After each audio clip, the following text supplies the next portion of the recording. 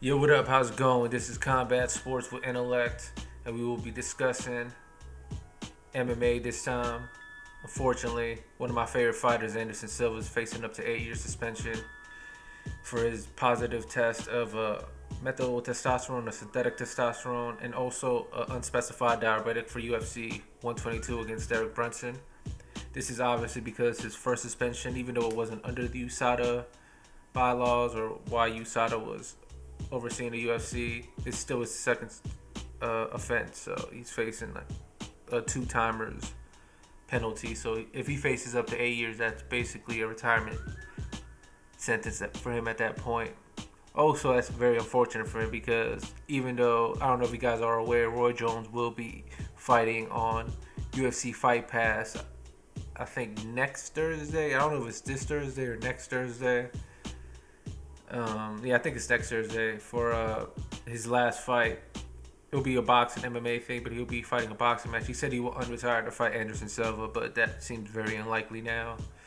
So that's unfortunate if this happens. I don't know if it taints Anderson Silva's career because it just looks more like an old guy doing it at this point. But seeing how he's basically looked the same his whole life, he hasn't really changed. I don't really know. That's obviously like an opinion at this point. It's you get really harsh on it, or you could just get very sympathetic on it. Either way, it doesn't matter because this seems likely to be the end. Regardless of what time of suspension he gets, it doesn't seem likely he gets a year suspension. It seems he gets at the minimum a 2-year suspension, and even that's going to be too long for someone who's over 40 and hasn't fought in a while and has been waiting for this, etc. So, yeah, and on to some better news. Of course, my phone has to go off. Well, on to some better news. Stipe Miocic and Daniel DC Cormier are obviously fighting for the UFC heavyweight title at UFC 226 at the T-Mobile Arena in Vegas. The good news seems that Demetrius Johnson and TJ Dillashaw seems to be in the works for the co-main event of that fight, and that seems to be along with something that DJ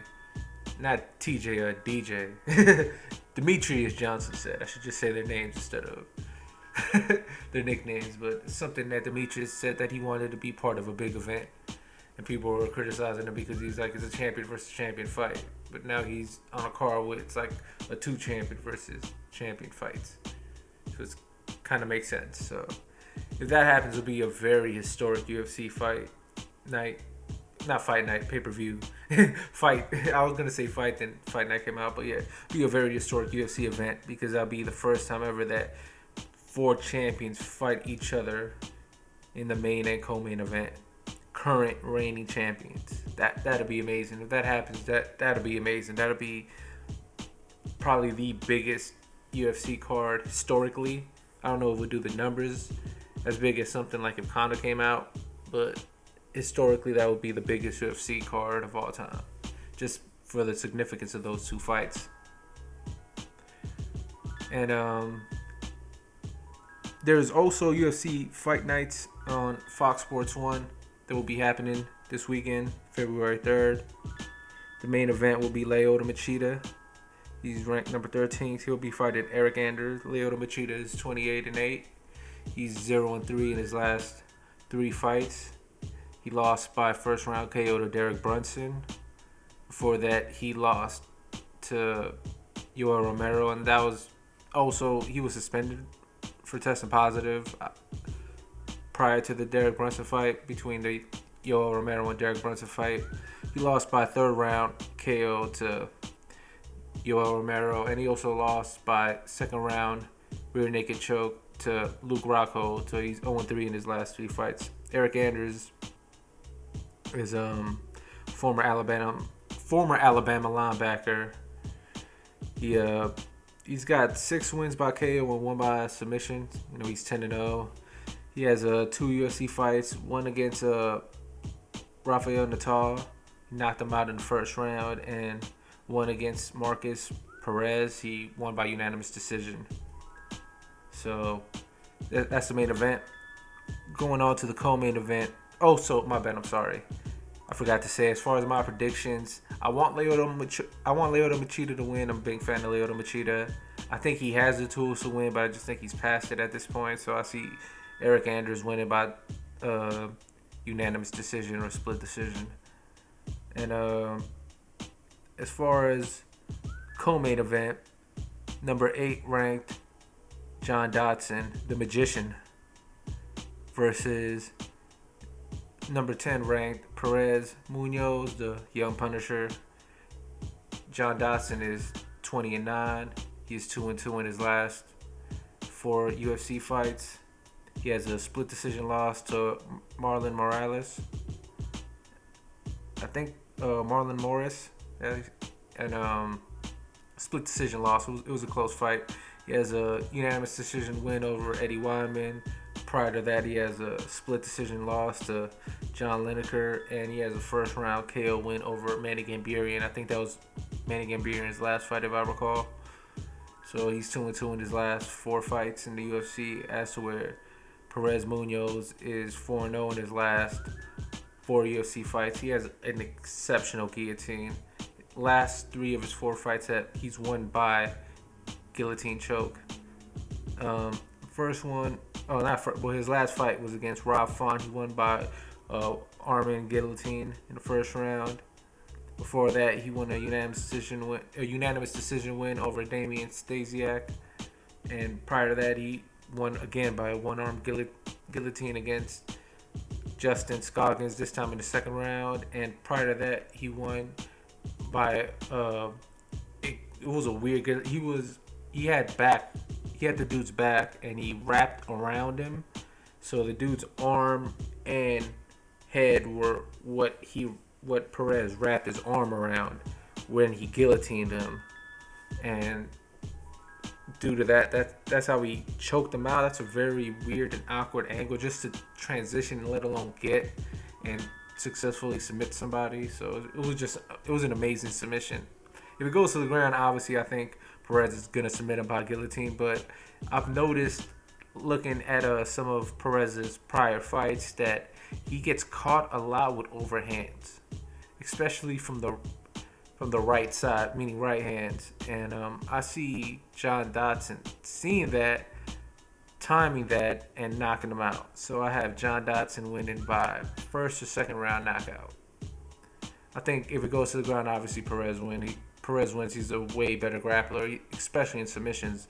But I just don't see. I just see him getting caught too early and getting rocked and hurt and stopped. Because John Dodson has one punch knockout power. So that's how I see that fight going. But if Perez Munoz wins this fight, he definitely should be ranked in the top 5 after this. Maybe not top 5. It might be a little too much of a jump for beating a top 8 ranked fighter. But John Dodson is not an easy win. So you should definitely be moving up in the rankings. At least taking John Dodson's spot. And other than that, there's a UFC 125 women's debut for both Valentina Shevchenko and Priscilla Cachorro. I'm pretty sure I'm saying her last name wrong. I like her nickname though, the Zombie Girl. Zombie Girl, that's a dope name. Bullet Valentina, obviously, mad love for her. She's unfortunately 2-2 in her last 4 fights. Both of those losses coming to Amanda Nunes. She did win a unanimous decision win over Holly Holmes, which projected her not to superstardom, but it definitely put her on a map and showed people that she was someone to be reckoned with. And obviously her armbar submission win over Juliana Penn in the second round. That was just amazing how she got that. Then obviously her split decision loss to Amanda Nunes for the title. That was a close fight that could have gone either way. I personally had Nunes winning the fight, but a lot of people had Shevchenko winning the fight, and I could see that argument, and it's a valid argument. It's one of those pick 'em fights. So it's like whoever won the fight, the other person was going to be disappointed and had a valid argument for winning, but that's how it goes sometimes. Valentina Shevchenko was 14-3, and she's 14-3. Also, Priscilla Cachorro, I forgot to talk about her. Priscilla Cachorro is 8-0. This is her UFC debut. I've looked back at some of her fights. I haven't seen anybody of note. She's fought in lesser organizations. so it was hard to get any real footage on her. So due to that, there's not much to talk about. She seems like a solid fighter. Obviously, I got Valentina Shevchenko winning by, I'd say, second round KO, probably by kicks to the body or something. But with a name like Zombie Girl, you never know. But I'm just a big fan of Valentina Shevchenko. So let's go, let's get it. And after that, Michael Peraz versus Desmond Green. Michael Peraz is 22-2. He's 4-0 in his last 4 fights. Desmond Green is 20-5, and he's 1-1 in his last 2 UFC fights. I think Michael Peraz should win this fight, but I'm a Desmond Green fan, so I'm hoping Desmond Green wins. Also, rounding that fight card up, there's 2 more fights. Timothy Johnson, who's 11-4. He's ranked number 15, and he's 2-2 in his last 4 fights. Is fighting Marcelo Gomes, who's 6-0, and he won his UFC debut. That's a good fight. I got Gomes winning just because Timothy Johnson, those last 2 losses were not good losses. So. Not good as far as like he looked bad, but like he took damage in those fights. So going against a young up-and-comer, I see him probably getting taken out. Say maybe first or second round. Heavyweights, they don't play around. And rounding this card off, beginning the main card off, is probably what I am considering fight of the night already. This is my favorite fight on a card. This is the fight I am looking forward to most on this card. I'm surprised this isn't the co-main event because it's definitely going to deliver. Thiago Santos versus Anthony Smith. Thiago Santos is 16-5, 3-1 in his last 4 fights. He's on a 3-fight win streak. Anthony Smith is 28-12. He's 3-1 in his last 4 fights. He's on a 3-fight win streak. One of those fights coming against Hector Lombard in a good comeback win. Both of them tough as nails. Both of them got explosive knockout wins. They both got good stand-up. Both got good kicks, good punches, good tall, rangy, big middleweights. This is going to be a war. I personally think Santos is all around the better fighter, and I'm pulling for Santos to win, but the way these two match up, it's either Santos is going to win early by knockout or Anthony Smith is going to win late by knockout.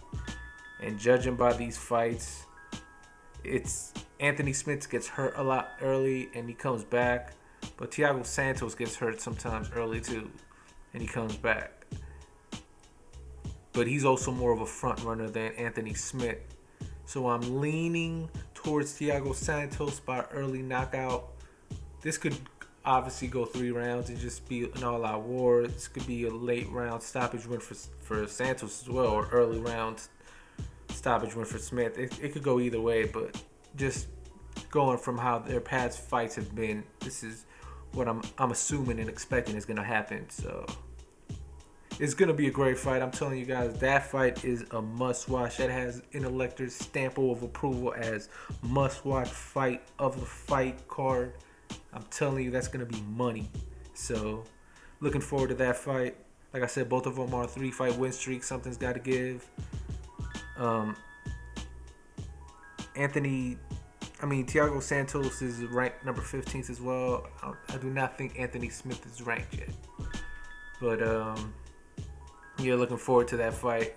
It's going to be a great fight. That's going to be a great fight card. It's free. It's on Fox Sports 1. You guys got to go watch it.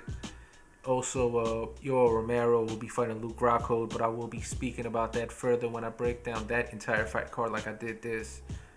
So I hope you guys enjoyed. Looking forward to these fights. Very sad and unfortunate news for Anderson Silva. He's still my favorite fighter of all time. Sucks. It happens. People get old. I think it's time for him to hang it up. It's been a great career. Thank you for the memories. Steve Miocic and DC, thank you for making that fight. That's going to be an amazing fight, especially if Demetrius Johnson and TJ Dillashaw fight on that card. That's just going to be an amazing card. So definitely looking forward to that if it happens. And yet again, like I said, watch out for these fights this weekend on Fox Sports 1. Check your local listings for times and dates and all that good stuff. You guys have a great day. Take care. Intellect is out of here. Yeah, something like that.